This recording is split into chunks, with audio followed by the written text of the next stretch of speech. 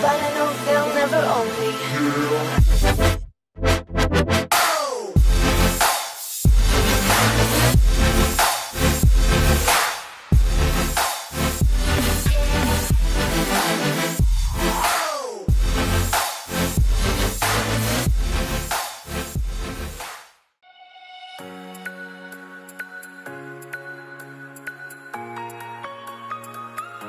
What's going on, guys? Welcome back to my channel and welcome to today's vlog. Today is Sunday, my last Sunday in LA for a little while. I'm pretty sad about it. I'm going back to Calgary. I'm going to be there for about 3 weeks and then I head off to Greece.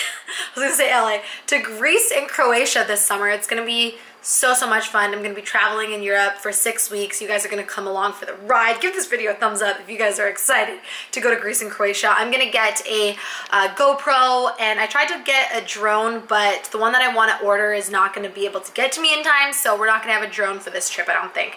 Anyways, last Sunday in LA, today, me and my boyfriend went to the farmer's market this morning, had a great little morning, and now I'm back at the house. And I wanted to share this with you guys because it is too delicious to keep to myself. I'm making some no-bake energy bites for my boyfriend, and they are freaking delicious. They are full of healthy fats. There's no carbs or like, there's no oats basically for the base or dates and stuff like that, which a lot of no-bake energy balls do have as a base. All I'm using is some almond flour, coconut, peanut butter. They're delicious, but they are very high calorie because there's a lot of fat in it. But if you guys can make it work into your macros, I highly recommend. So I wanted to share this with you guys. Tweak the recipe if you want, but they're so good. They taste like cookie dough. So let's get into that. And then the boyfriend is upstairs. We will do a couple questions from our questions that we got for the couples Q&A. What's going on here? I think it's gonna be a good vlog. All right, let me show you how to make this slice of heaven. I have 110 grams of peanut butter that has some chia seeds in it. I heated it up so it's a little bit, so that I can play with it. I have some organic flaked coconut, unsweetened. You're gonna wanna get this protein because it's freaking delicious. Peanut butter chocolate. Yes, it's seriously so good. Then you're gonna need some almond flour and some mini chocolate chips. The mini ones just go a little bit better with it, but obviously you can have big ones. And then we have some almond milk. So let's get right into it. I ain't feeling lonely, and I wanna admit it's time to end the ride. Fading it too slowly, were those gonna lift me up this time? You were the only one who got me tripping up inside. All the words you told me, am I reading something different from your eyes? See you, for a moment even hope that I can feel you. I see you, all that I wanted was to tell you that I need you. I see you, for a moment even hope that I can feel you. I see you, all that I wanted was to tell you that I need you. Now I'm finally right here with you.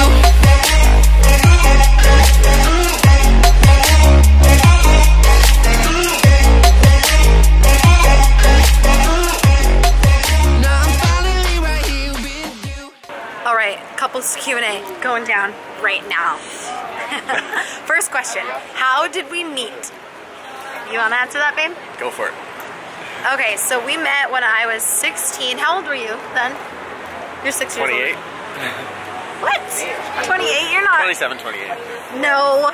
You guys, he's 31. Okay, so I was 16 anyways, and I was working at Cactus Club Cafe, and I was a hostess there, and he came in. He was dating actually one of the servers at the time, and that's how I originally met him, and then we kind of kept in touch. On and off, we'd see each other around the same city and like the same places, and we had a lot of the same friends, like kinda, and we would run into each other and stuff and kind of just like kept in touch here and there. And 10 years later, he loves me. He loves me so much. Don't you? It took 10 years, yeah. Oh my god, almost 10 years. I'm only 25. I'm not 26 yet. Okay, be right back and then we'll do the second question.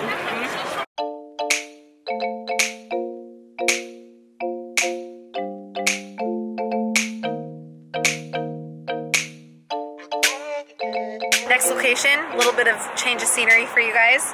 We have our coffees now, drinking an almond milk latte, but the almond milk has some coconut milk in it, so I'm drinking an almond milk coconut latte. What are you doing? I'm trying to get that view. Okay, so the next question is, what is your proudest moment of each other? Do you want me to go first? Yeah. Okay, it's you deciding to start your YouTube channel. That Why? is definitely the proudest moment I have. Well, one of the proudest? I have multiple with you, but that's one of them. Because you started from scratch and you had no help, and you learned how to edit, you learned how to post, you learned how to just make videos, and now your videos look so polished and so good. And I mean, you did all that on your own, so that's huge. And the fact that you set your mind to it and you just accomplished it, you didn't let the discouragement and the struggle phase you. You handled it. Now look at you. Now you have a really polished YouTube channel with a lot of good content, so I'm proud of you. And you actually like my editing now? Yeah, it's impressive. It's upgraded? Really good, yeah. Aww. He's probably just saying this because you guys are watching. Because it's on YouTube. Okay. Thank you, babe. Go subscribe, like, thumbs up, subscribe. No, thank you, babe. Kiss me. Kiss me. Okay. My proudest moment of you, other than the fact that I love when you walk over to little cute dogs. Just kidding. Okay, my proudest moment of him would probably be that he is now living out his dream here in California. We came down last year together, got a taste of what it was like to live our dreams, and we were here from January until June, and then we had to go back just because things didn't exactly go as planned the first time around. And 3 months later, when we went back to Canada, I was like, okay, babe, like, what do we got to do now? Like, we got to go back to work. We got to save. We got to, you know, hustle for the next time that we come down. And he just kept saying, like, no, I'm gonna be down there. Like, I see myself there. And then within literally 3 months, he has a job, and you're working up here, and you uprooted your life, and you have no friends except for me. You don't need any friends. Just kidding. You have a lot of friends. He has friends. No. Yeah, that's my proudest moment of you so far. Okay, next question. We'll answer a couple through just like this. What does your boyfriend do for a living? For some reason, I assume he's a big personal trainer at the Mecca. Okay, tell him what you do.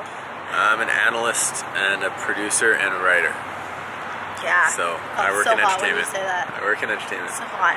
I love that he's not a personal trainer. Like, he works out, he's into fitness, but I like that he's not into it like the industry that I'm in. Yeah, and I'm so glad that he doesn't do it as a career, because he really brings balance to my life, you guys. Like, he balances me out, takes my head out of like social media and like work mode and like having my phone in my hand all the time. I try to keep it to a minimum and stuff. It's really good balance. Do we have any plans, future plans together? The future plans? Tell them, babe. Other than building a life here in LA. That's pretty much the only future plan I think both of us really have together is, you know. We're gonna get married? Well, yeah, but that comes after we settle in LA. Yes, so we're gonna get married, but we have to do a couple things first. Like, we need to both get down here legally. I'm down here. Well, I have to get down here, get the work visa sorted out, get a house, and be at a good place in our careers, and build a home, and then build a life together. So, yeah. Next question. How long have you guys been together, and how do you deal with a long-distance relationship? Cutest couple ever. Thank you. So we've been together for 2.5 years. It'll be 3 years in November. And how do we deal with a long distance relationship? I was telling somebody earlier today, we're so busy. We're constantly doing things, and as weird as it sounds, that just helps distract us from the fact that it's a long distance relationship. I mean, they're never easy, but the fact is, if you have a lot on the go and you're just working, you know, time day goes and by night, kind of fast. It does, and that's the sad part of it. But makes it also easier. So. Yeah, time literally goes by so fast. I wish it would slow down, but it's good in the sense that we get to see each other again. He's busy with his job and making a living down here, you know, and I'm really busy with work too, and I travel quite a bit. So yeah, time goes by fast, and we text every day. Like we talk on the phone. FaceTime. We just have a lot of trust with one another, and we're really confident in our relationship. So I guess that's another huge thing. It doesn't, the distance doesn't get in the way because we're confident in our relationship and like know what we want together and know what we want apart, like for ourselves, and we're working on it. So yeah, thanks. Okay, let's see. What is the best advice to keep the chemistry alive despite the miles? Nudes. Just kidding. I always ask her to send me them, but she never does. I like rarely do. Okay. I'm just not that type of girl. Okay, so that's a good question though. And my arm is getting sore. Yeah. So, that is a good question. Yeah, how do we keep the chemistry alive? What do we do? I think we believe in each other. Yeah, it's one of those I think that's huge. We connect a lot deeper than just like physical, obviously. Like we connect to each other's like souls, if that makes sense. So when you really find somebody that you click with and that you connect with, I think it's a lot easier. And like we're in the relationship for the right reasons together. Yeah, when we you're don't on the have same wavelength and whatnot, I don't think chemistry fades as quickly, and is like it's not really an issue of keeping the chemistry going when you guys are distant. It's just kind of like, I don't know. It's that's a good way to put it. Yeah, it's kind of hard to explain, but we connect more on like a deeper level, and like we just really get each other, and we take care of each other. Like we try to say cute things to one another. We always say good morning. We always say good night when we're apart. We have rituals. We have these little rituals that we do when we're... For sure, that's huge. Good morning, good night is huge, and just knowing that the other person is on our mind. Yeah, that's true. You got to make them feel like... that you're not just out of sight, out of mind type thing. Like you really need to make sure that they know that they're missed and stuff like that. So, yeah. Thanks, I should be on Dr. Phil or something. Let's change the view. Okay. What do you look for in a partner? Do you want to hold it? Sure. Don't drop it. So pretty. Okay, this background though, you guys, like you're welcome. What do you look for in a partner? Akko. What do I look for in a partner? They have to have ambition and drive and just passion about whatever it is. Like I don't care what it is. Be passionate about something, and that will be enough for me. Just love something so much and go after it, and don't settle for mediocrity. Is that how you say it? Mediocrity.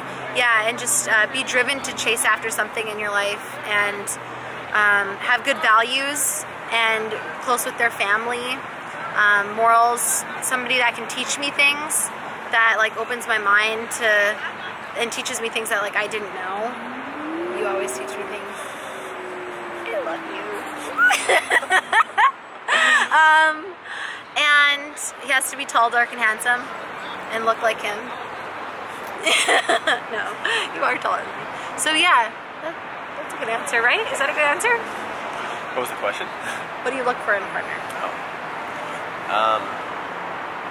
For me, it's more of a thirst for life and living and experiencing new things. I can't stand. I can't stand routine, and that sounds kind of bad, but what I mean by that is just the same old day in and day out. I mean, we do have a regimen, like we go to the gym and stuff like that, but I mean, in terms of learning new things, experiencing new things, trips, vacations, hikes, seeing the world. I mean, things, even if it's just information, just knowledge, like teaching each other new things that we learn every day. But I think the key is just... What? Look at the camera. No, I think the key is just experiencing life. I mean, our lives are so short and they're over in a flash. And I think the key with, I mean, how I like to live my life, and I think how Randi likes to live her life, is we live it to the fullest, and we don't take our time for granted. We're always out doing things, and that's key. And I need that in a partner. I can't have somebody who's content with wasting time, because time's precious. It's the most precious resource we have. So, yeah. What's the next question? That was a good answer. Now the next question. What's the next question? Let's see. Last question. What is your best advice for a long distance relationship? I would say you guys need to be on the same page. You can't be heading in two different directions. If you are, then the timing is off, and you guys got to really address it. I think in life, the key to a successful relationship is you guys, I mean, a big part of it is timing. So if you two are headed in the same direction and have the same goals, overarching goals, then yeah, I would say that is number one. So the fact that, I mean...